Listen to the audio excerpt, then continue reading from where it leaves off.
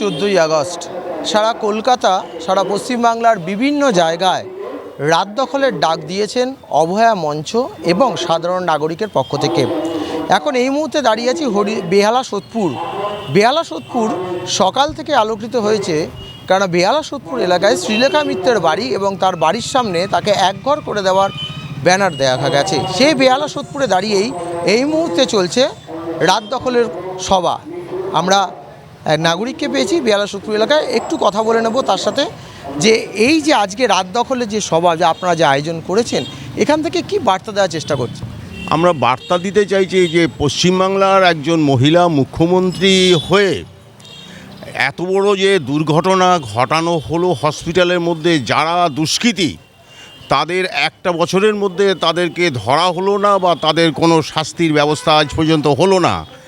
উপরন্তু তার মা বাবা তার উপরে যে নির্যাতন হয়েছে, এর জন্যেই আমরা এক বছরও পূর্ণ হলো ঠিকই, কিন্তু আমরা আশা ছাড়িনি, আমরা রাস্তায় আছি, আগামী দিনেও থাকবে যতক্ষণ না এই পশ্চিমবাংলার একজন মহিলা মুখ্যমন্ত্রী হিসাবে পশ্চিমবাংলার মহিলাদের ওপরে যে নির্যাতন, সেই নির্যাতনের অবসান না ঘটবে ততদিন আমরা রাস্তায় আছি, থাকব।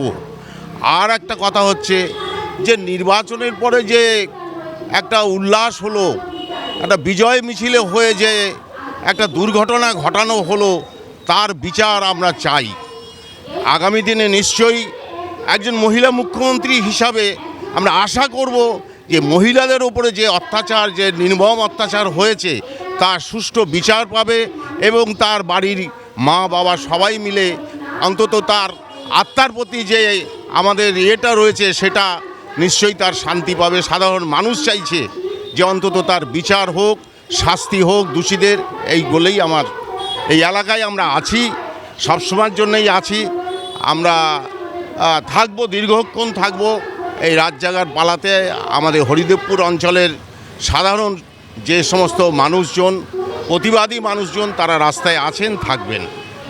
আপনাদের এলাকায় শ্রীলেখা মিত্রের বাড়ি একদম সোদপুরে, তাকে একঘর করে দিতে বলেছে অভয়া মৃত্যুর বিচার চাইতে সে পথে নেমেছিল বলে, এই ব্যাপারে কি বলবেন?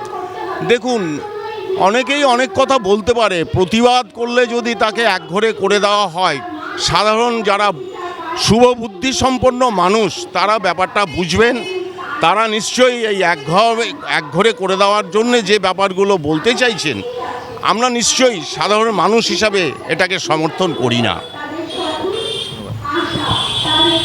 সারা পশ্চিমবাংলা জুড়ে যখন অভয়ার বিচার চাইতে যখন রাত জাগো আন্দোলন চলছে, সারা পশ্চিমবাংলার প্রত্যেকটি প্রাঙ্গণে, শ্যামবাজারে চলবে ভোর 5টা পর্যন্ত, এছাড়াও বেহালার বিক্ষিপ্ত কিছু জায়গায় চলবে 12টা, কোনো জায়গায় 2টো পর্যন্ত।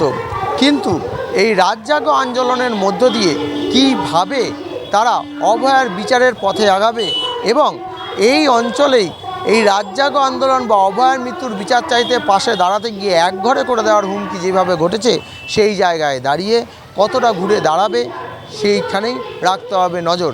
ক্যামেরায় রাজ বর্মণের সাথে Debarun Chakraborty, Vision Plus News, Kolkata.